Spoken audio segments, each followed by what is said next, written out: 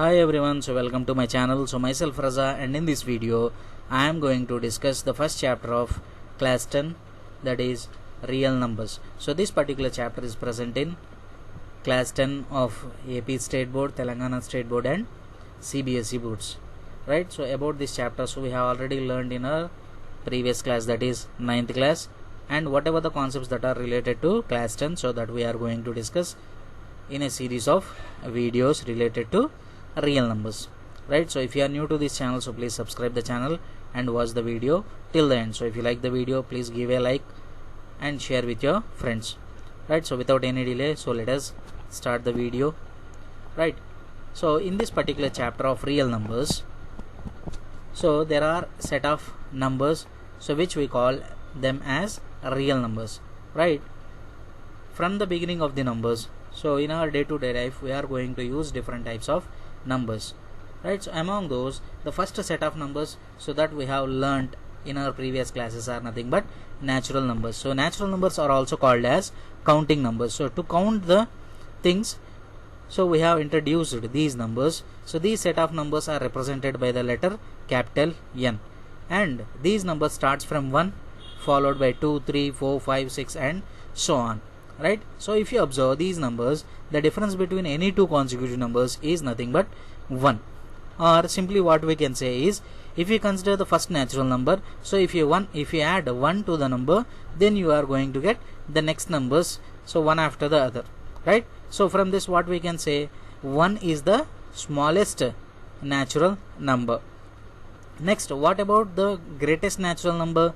So when you add 1 to a previous number, you are going to get the next natural number. So likewise, if you continue counting, so we cannot say what the greatest natural number is. Okay, so that's why there are infinite number of natural numbers. Right, so that's why you call this set of numbers as infinite set. So about these things you are going to learn in your next chapter, sets. Okay, so this is about natural numbers. Now there came a necessity to show, so there is nothing. Right, so if you want to show that there is nothing left, then we should have a number. So for that they introduced a next set of numbers, so that we call them as whole numbers. So generally whole numbers are represented by capital W. So these whole numbers, so if you observe carefully the set representation, so if you observe the sets, so sets are always represented by uppercase letter. So uppercase letter means nothing but capital letters. Right, so here sets are represented by capital letters. So here whole numbers are denoted by the letter capital W. Right, so what is the difference between natural number and whole number is, there is only one element difference, that is nothing but this particular whole number set contains the element 0. Right, so from this what we can say, the least whole number is nothing but 0, and the same way if you add plus 1, you are going to get the set of whole numbers. And if you observe clearly, here you don't find the greatest whole number. So same like natural numbers, we cannot say the greatest whole number. So this particular whole number set we can also represent in this particular way. So set of 0 union natural numbers. So for these natural numbers, if we add one more element 0, then such a set is nothing but we call it as whole numbers. Right, now after whole numbers, so we came in a necessity that we need to represent the negative numbers. So we came for negative numbers. So those negative numbers are included in the set of integers. Right, so along with the whole numbers, so if you consider the negative numbers, then such a set of numbers are called as integers. So integers are generally represented by the set, so capital Z or capital I.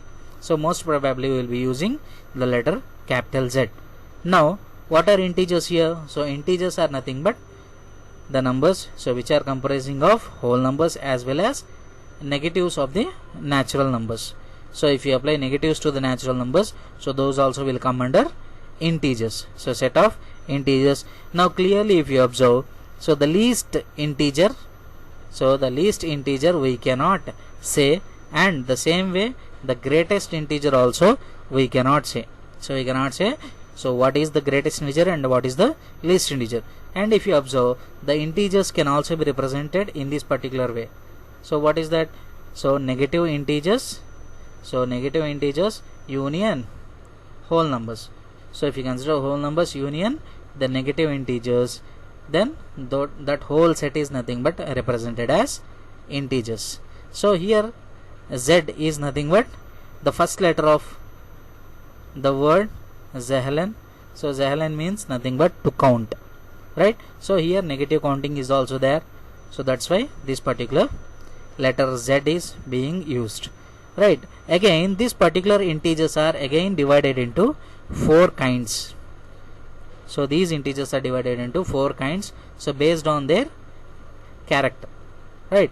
So if you consider only positive integers, so positive integers are generally denoted by the letter Z plus.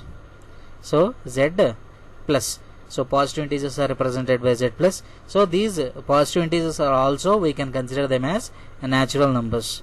So natural number set is also called as positive integer set.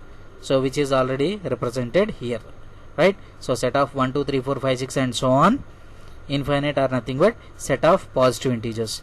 Next, negative integers. So what are negative integers means? So when you consider only the negatives, so only negative integers if you consider, that particular set is nothing but called as negative integer set, and that negative integer set is represented by the letter Z minus. And after that we are having one more set of integers, so that is nothing but we call it as non-negative integers. We call them as non-negative integers. So these two are very, very important, non-negative integers and non-positive integers. So what is the meaning of non-negative? So non-negative means not a negative. So already we know that 0 is neither positive, so 0 is neither positive nor negative.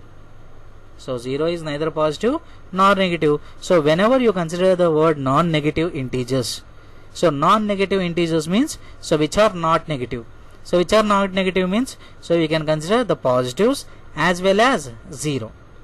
So positive integers as well as 0, because 0 won't come under negatives, it won't come under positives also. That's why, so Z plus union set of 0 is nothing but we call them as non-negative integers. So non-negative integers are also nothing but equal to whole numbers, right? Next is non-positive integers. So non-positive integers means, so which are not positive. So which are not positive means, so negative integers as well as the set of 0.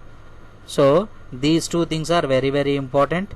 So non-negative and non-positive integers. So in our state textbook, so we don't have such words, but in your higher classes, so you are going to use these non-negative integers and non-positive integers, right? So after this, so there came a necessity for fractions to represent. So to represent the fractions, so we got rational numbers. So rational numbers are quotient numbers. So that's why the letter Q is given for the set of rational numbers. So what are rational numbers? So rational numbers are nothing but the numbers which are represented in the form of P by Q. So which are represented in the form of P by Q, where P and Q are integers, where P is an integer and Q is an integer. Okay, so this is nothing but representation for integer, right? And the denominator Q should not be equal to 0.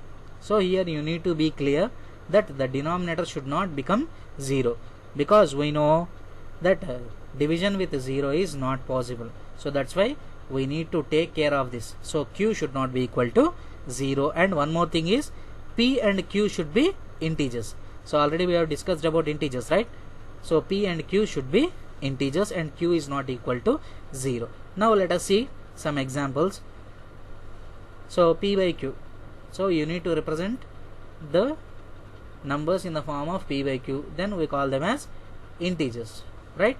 Now if you consider, so 1 by 2, minus 3 by 5.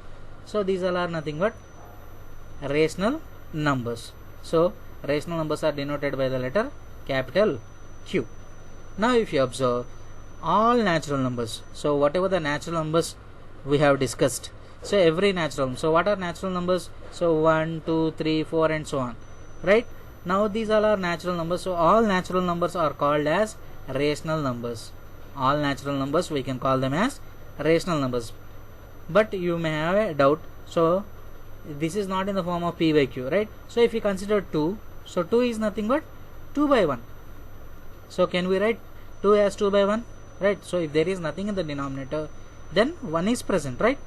That means, so from this what I can say, every natural number is a rational number.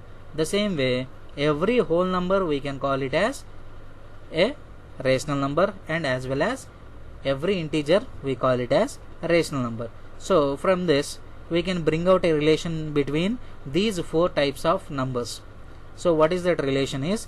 So every natural number is a whole number. So every natural number is a whole number. So from that we can say that all natural numbers are subset of whole numbers.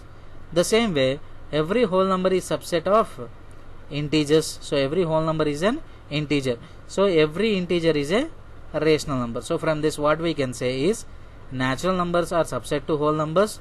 So whole numbers are subset to integers. Integers are subset to rational numbers. So from this what we can say is, natural numbers are subset to whole numbers. So natural numbers are subset to whole numbers, natural numbers are subset to integers, natural numbers are subset to rational numbers. So likewise we can read it.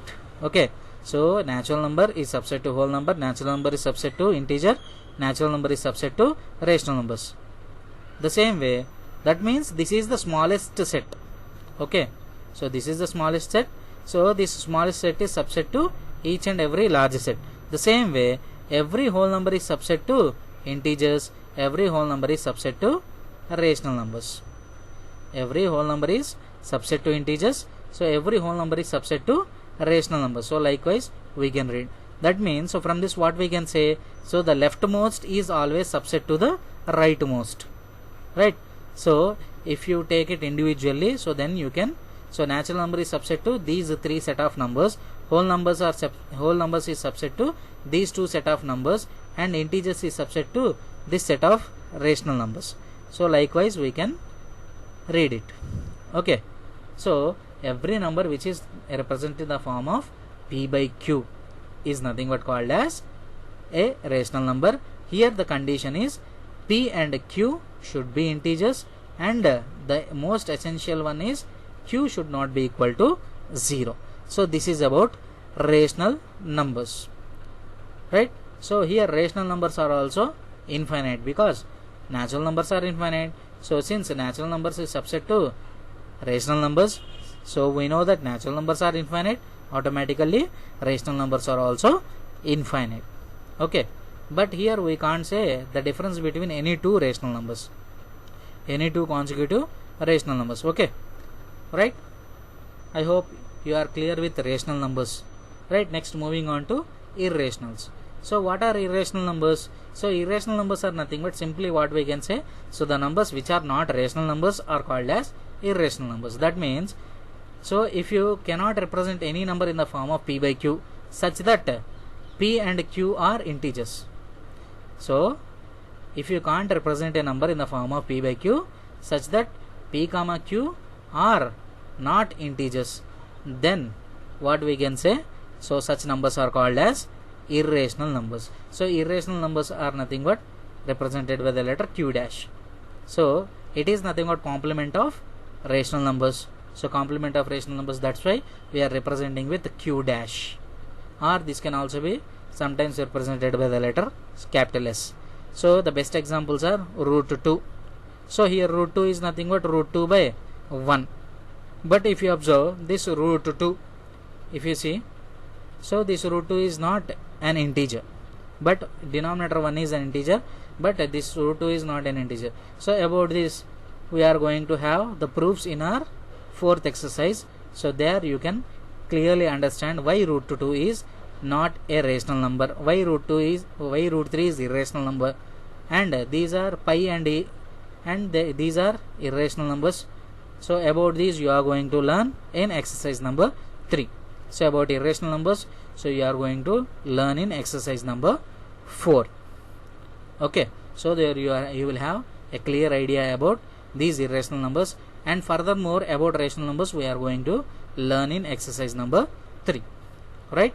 So these are nothing but the things so which we need to recall what we have learned in your previous classes, and we are going to continue the new concepts that are present in our 10th class, right? Now getting into the chapter real numbers, the first topic of real numbers is not. So before going to that, so pictorial representation of real numbers.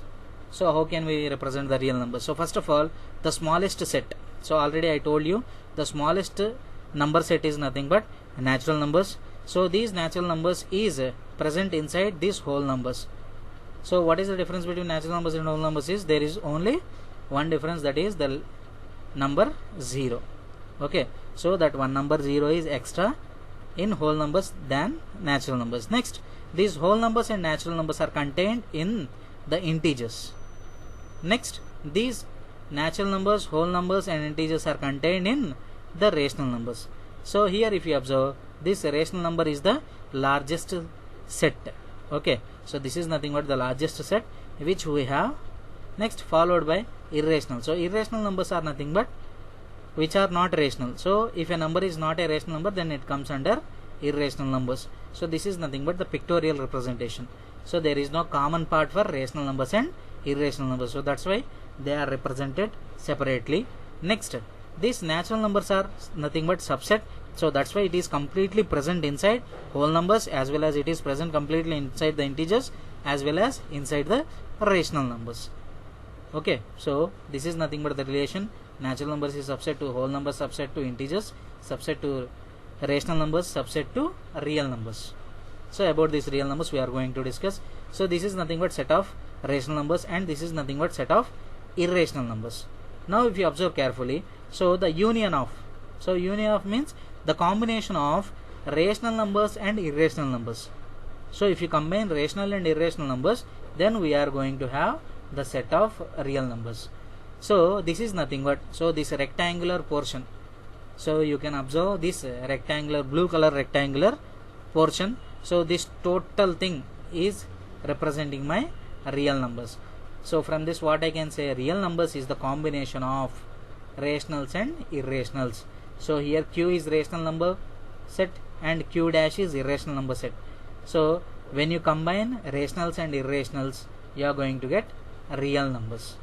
So when you combine rational and irrationals, you are going to get real numbers. And here if you observe Q intersection Q dash, so the meaning of Q intersection Q dash is nothing but, so Q intersection Q dash, so the common part of rationals and irrationals. So if you observe, so this is rational number representing circle and this is irrational numbers representing circle. Is there any common part for these two? So there is no common part, so that's why it is phi.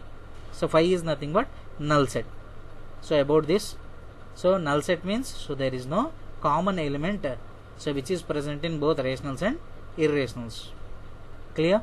So if you simply say the union of rationals and irrationals combinedly is called as real numbers, and there is no common part for rationals and irrationals. Now from this particular rational numbers is present in this set of real numbers, irrationals also present in set of real numbers, right? So from this what I can say, rationals is subset to real numbers, irrationals are also subset to real numbers. So this particular pictorial representation is so important to remember, right? Now let us get into the chapter of real numbers. So in that, the first topic of class 10 is nothing but Euclid's division lemma. So it is shortly called as EDL. So Euclid's division lemma. So you know about Euclid. So Euclid is nothing but the father of geometry. So everyone knows that, right? So he has contributed in number system also. right? So this is one of the important division lemma. So in the number system, so we are going to use this division algorithm in our day-to-day life, right? So what Euclid's division lemma states?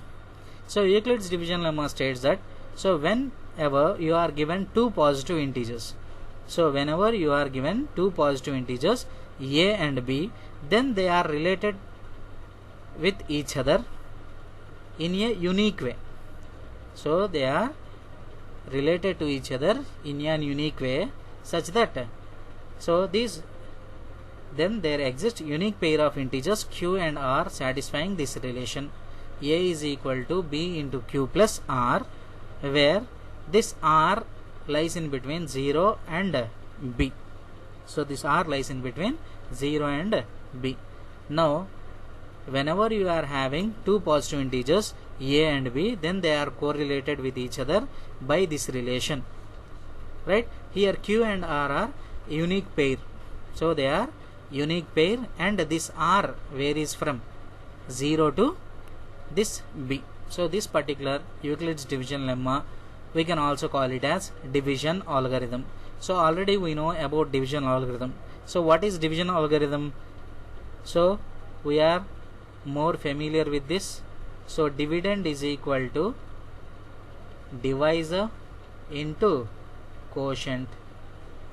So dividend is equal to divisor into quotient plus remainder. So this particular thing, so was already given by Euclid's division as Euclid's division lemma. So in his book number 7. So in his book number 7, so this particular Euclid's division lemma was given. So dividend is equal to divisor into quotient plus remainder. So here b is nothing but divisor. So from this, what we can say is the remainder, so the remainder always lies in between, so 0 less than or equal to remainder less than divisor. So here b is nothing but divisor. So that means, so from this clearly what I can say is the remainder value always lies in between 0 and the divisor. So you already know about this, right? So whenever you consider a number 21, so when it is divided by 2, so then what I am going to get? So 2 tens are 20 and the remainder is 1. So this 1 lies in between 0 and 2. The same way if I consider some other number, so if I consider 17, so if it is divided by 5, so 5 3s are 15, then what is the remainder? So remainder is 2. So from this clearly what I can say, this 2 lies in between 0 and 5, right? So from this what I can say, Euclid's division lemma is nothing but other way of representation of division algorithm, right? So this particular Euclid's division lemma is applicable for positive integers. So here these two integers are positive integers, so that we need to take into count. Okay, so this particular Euclid's division lemma is also used to represent the properties of the numbers. So to represent different properties of the numbers, so this particular Euclid's division lemma is useful, right? Now let us see some of the applications of Euclid's division lemma, right? So do these problems which are present in your textbook. So find q and r for the following pairs of positive integers a and b, satisfying a is equal to b times of q plus r. Okay, so let us see question number 1. So what is he asking? So we need to find out the value of q and r, so for the following pair of positive integers a and b, satisfying a is equal to bq plus r. Now let us see this. So a is equal to 13, b is equal to 3. So already you know that a is equal to bq plus r. Now let us substitute these values. So a is equal to 13 is equal to 3 into how much plus r. Now if you observe it carefully, so we know that 3 4s are 12 plus 1. Now from this what I can say, q is equal to 4 and r is equal to 1. So q is equal to 4 and r is equal to 1 are nothing but the values for this particular question. Now moving on to the second one. Now what he has given? So 8 is equal to 80 into how much plus r. Now if you observe 8, so here you are having 80. So when you consider 0 here, so 80 into 0 how much? 0 plus 8. So can I write like this? So 8 is equal to 80 into 0 plus 8. So from this, so what is the value of q? So q is equal to 0, r is equal to 8. Right? Next, moving on to question number 3. So what he has given? So 125 is equal to 5 times of how much plus a remainder. Right? So in 5 table, so it is clearly going 25 times. So 525 is a 125. So clearly the remainder is 0. So from this, q is equal to 25 and r is equal to 0. Next, moving on to question number 4. So what he has given? So a is equal to 132. So from this, 132 is equal to 11 into how much plus how much? So 11 12s are 132, I think, right? So 11 12s are 132 plus 0. So from this, q is equal to how much? 12, r is equal to 0. So q is equal to 12, r is equal to 0. Right? Now these particular things, so we can represent in different ways also. Right? So instead of, so what we can say here? So 3 into 4. So instead of taking 3 into 4, so this particular thing I can write it as 13 is equal to 3 into 3 how much? So 3 into 3 is 9. So 9 plus 4 is 13. So in this particular way also we can represent. But if you can follow, so one particular condition. So why Euclid's division lemma? So why we are calling it as Euclid's division lemma means, so this particular thing, so 13 and 3 we can represent in this particular way also, right? But so he is restricting. So if you take like this, so there will be infinite number of conditions that you can provide for this.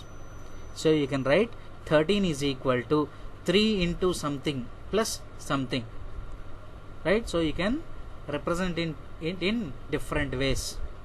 But here the situation, so here we are restricting this particular condition. So this remainder, if you restrict such that, so this particular remainder, if it lies in between 0 less than or equal to r less than b, if you can restrict this condition, then we will have a unique solution.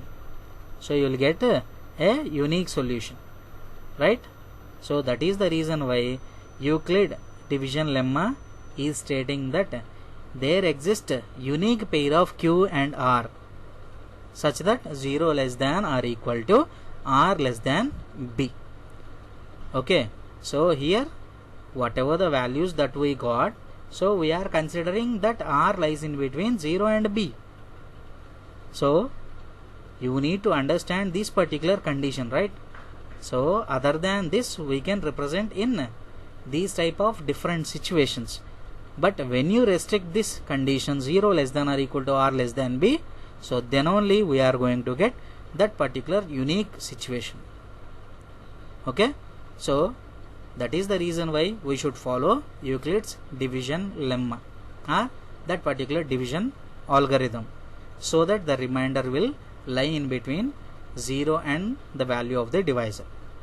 Okay, so that's why we need to restrict the remainder, right?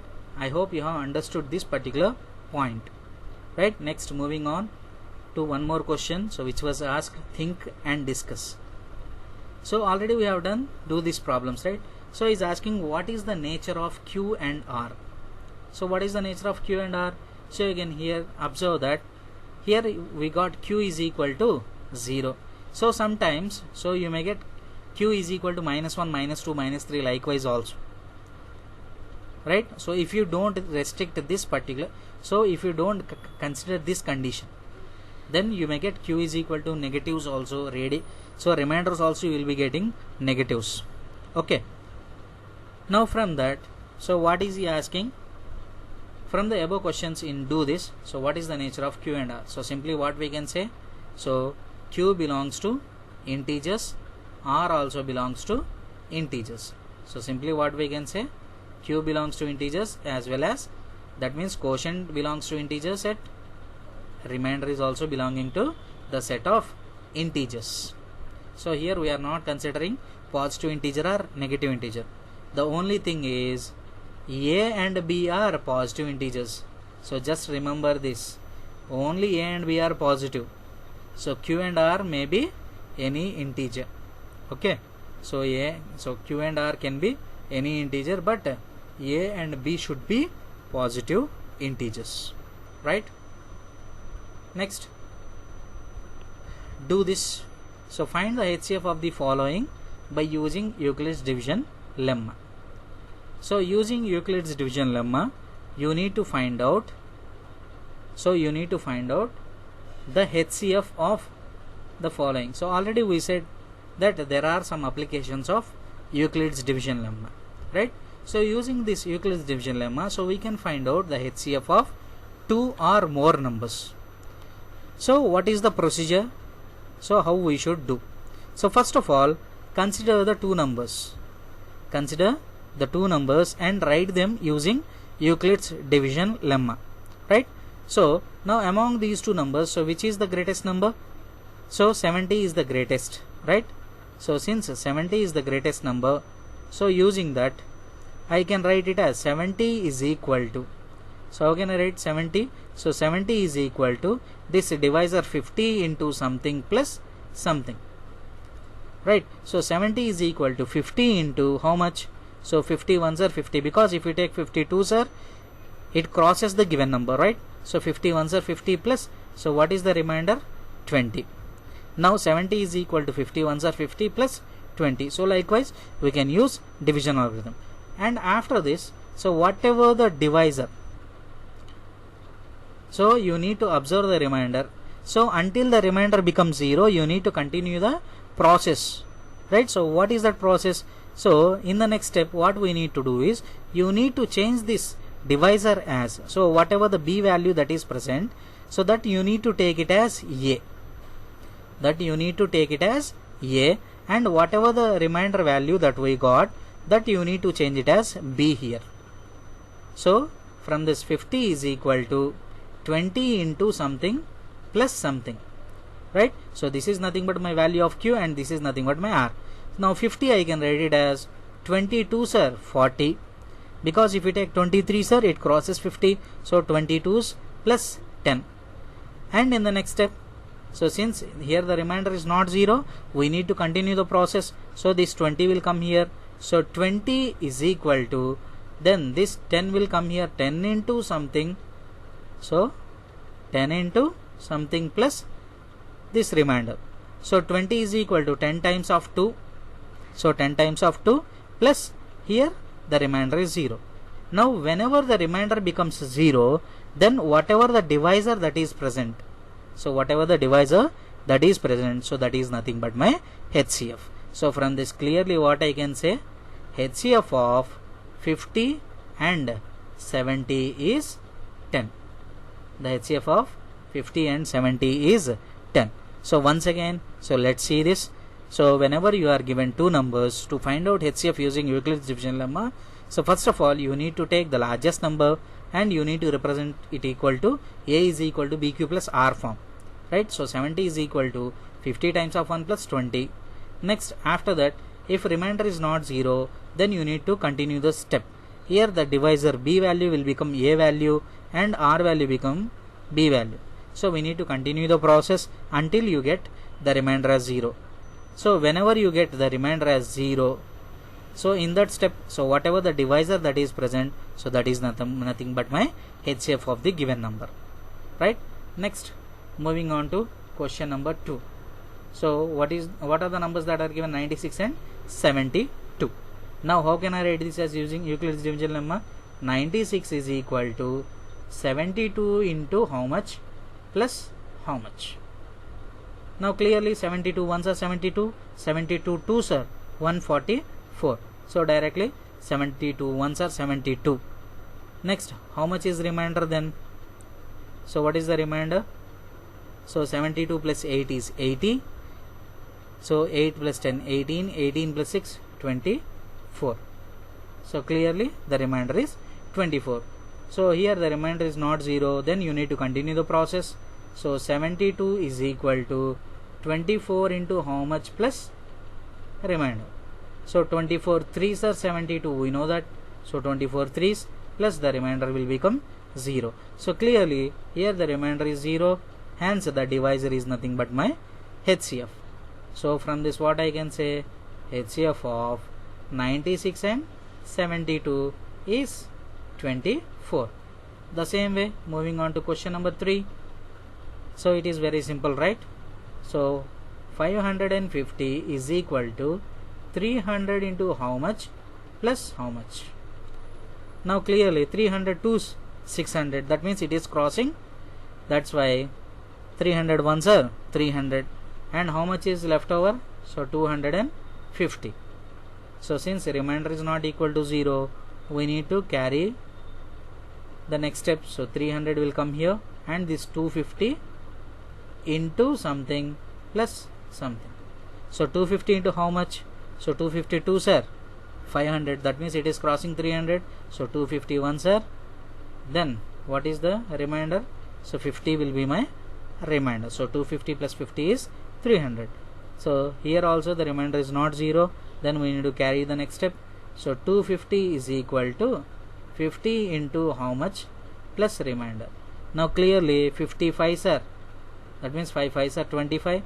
So 250 plus remainder is 0. So clearly the remainder is 0, then the divisor is nothing but my HCF. So from this, HCF of 300 and 550 is 50. Okay, next moving on to question number 4. So what he has given? 1860 and 2015. 1860 and 2015.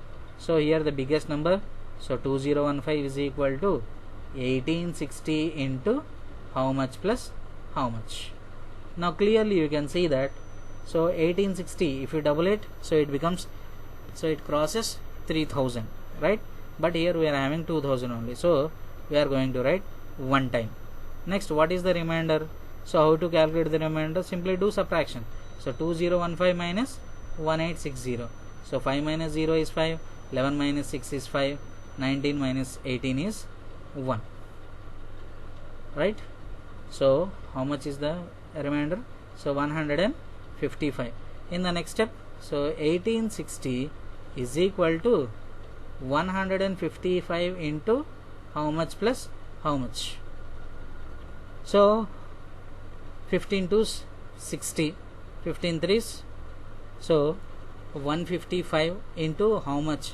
So will give me 1860. So if you observe carefully, so 155,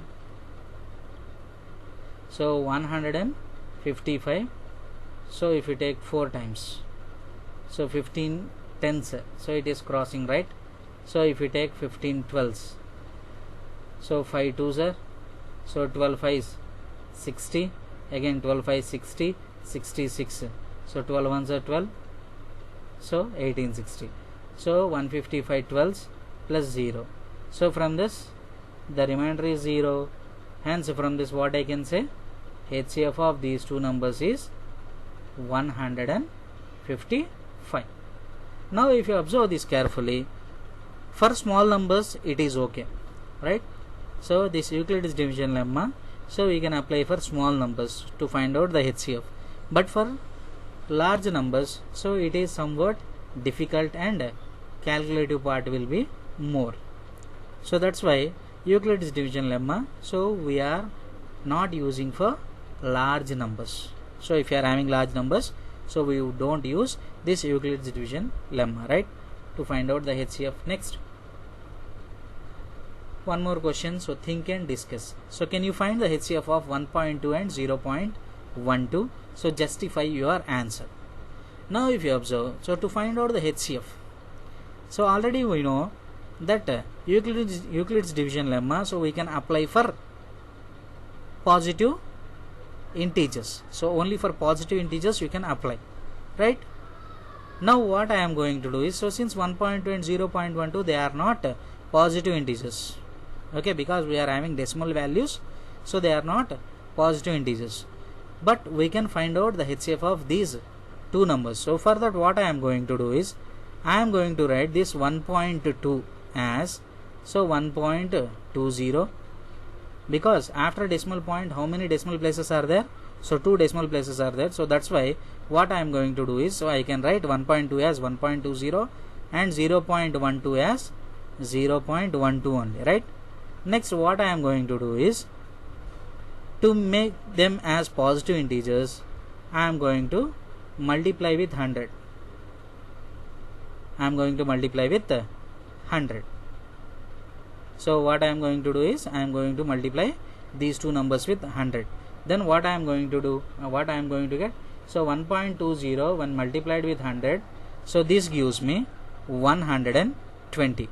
The same way 0.12 when I multiply with 100, so this gives me 12, right? So here I got two positive integers. Now if I apply Euclid's division lemma for these two numbers, so when I apply Euclid's division lemma, then what I am going to have, so 120 is equal to 12 into 10 plus 0. So clearly what we can say here, so for these two numbers HCF is 12.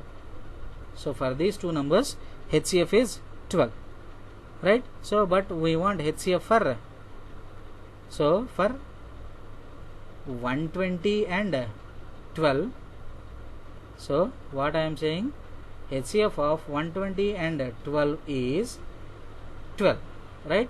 The same way what I can do, so HCF of 0.12 comma 1.2 is, so this 1.2 and 0.12 I multiplied with 100, then I got HCF as 12. So when I divide the same thing with 100, then I am going to get the HCF as 0.12.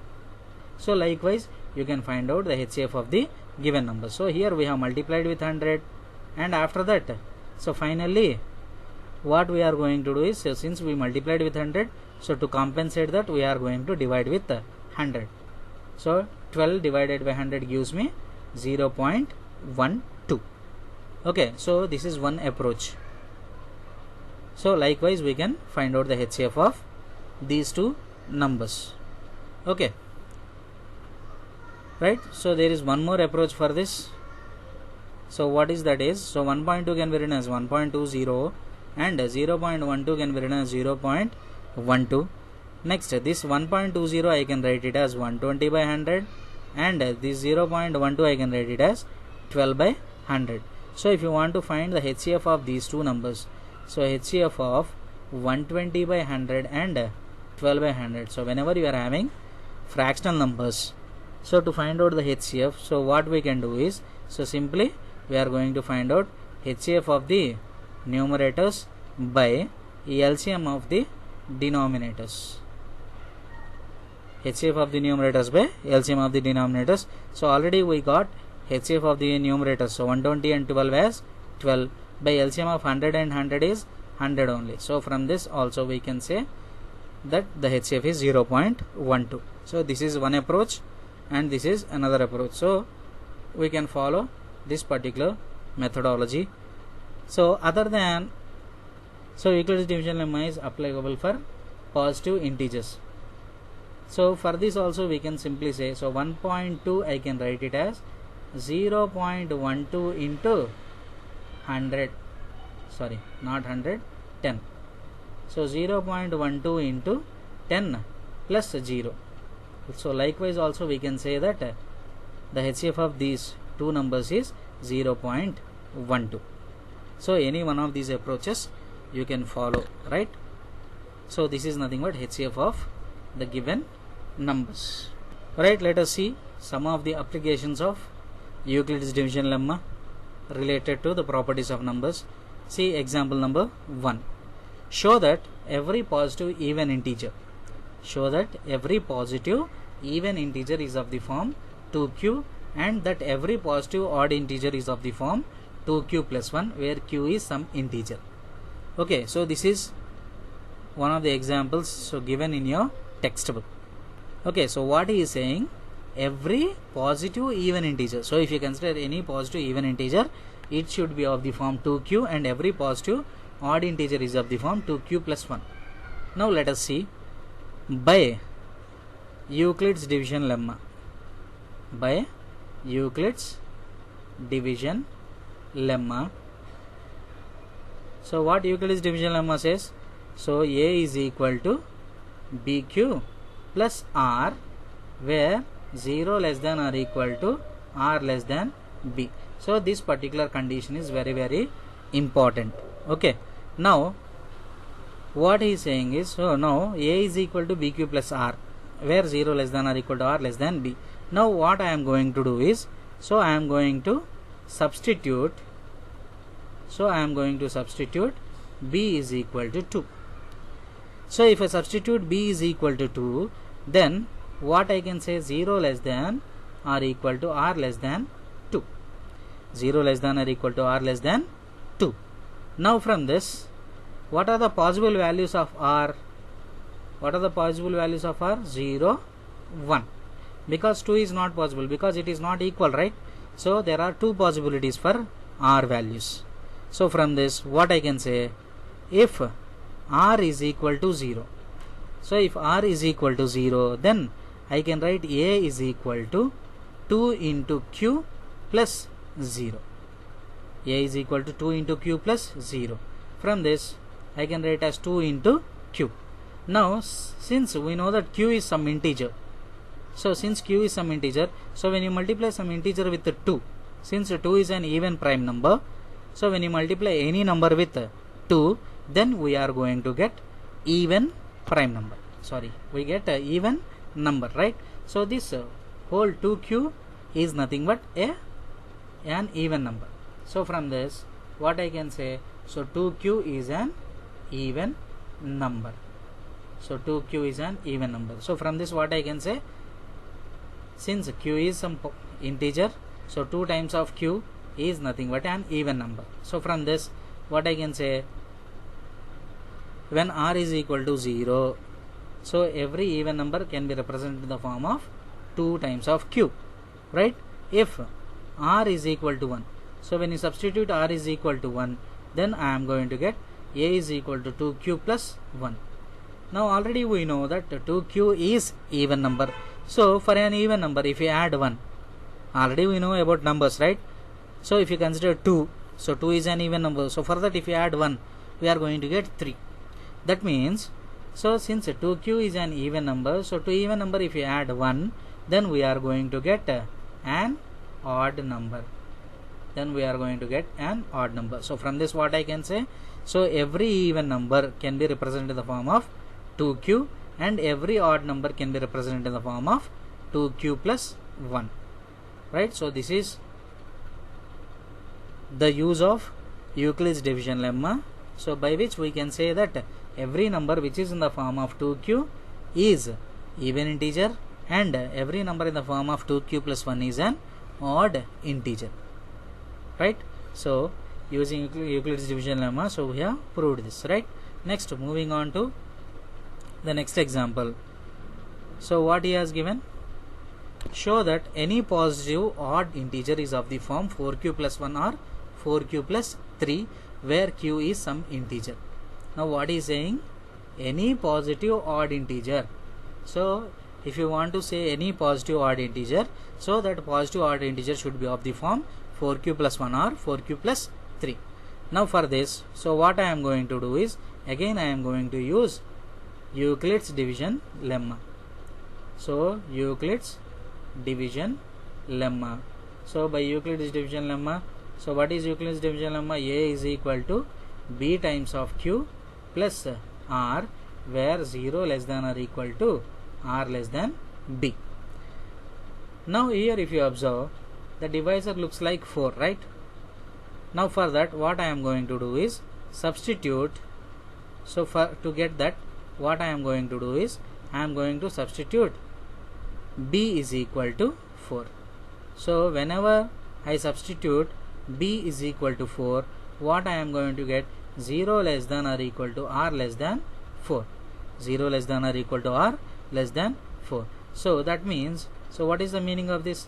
R can take values from 0, 1, 2, 3. So R can take values from 0 to 3, right?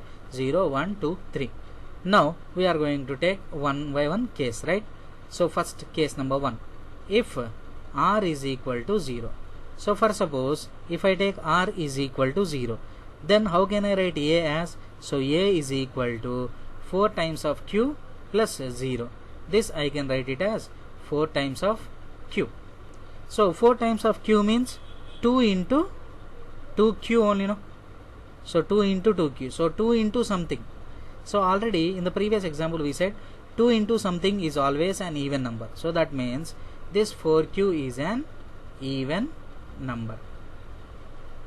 Or since Q is an integer, so when 4 is multiplied with an integer, so we are going to get even integer. Okay. Now second case, if R is equal to 0. Sorry, not R is equal to 0, R is equal to 1.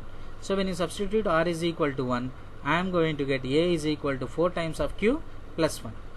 Already we have proved that 4 times of Q is an even integer.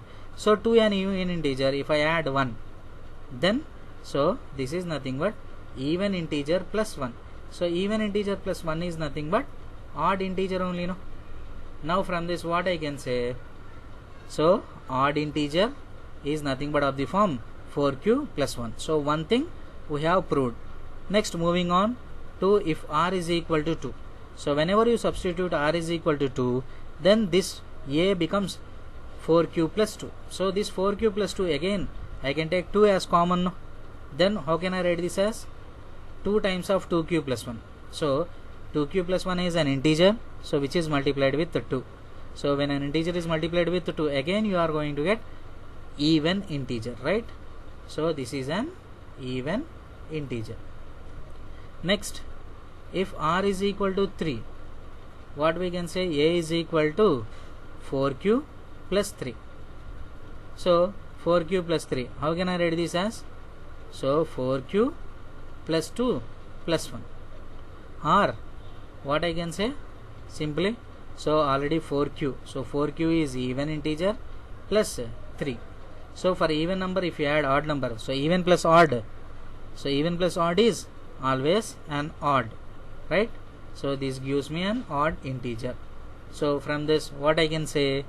So here these two conditions are giving me an odd integer. So correspondingly, what are the things that we have? So A is equal to 4Q plus 1 and A is equal to 4Q plus 3. So from this, every odd integer, so every positive odd integer is of the form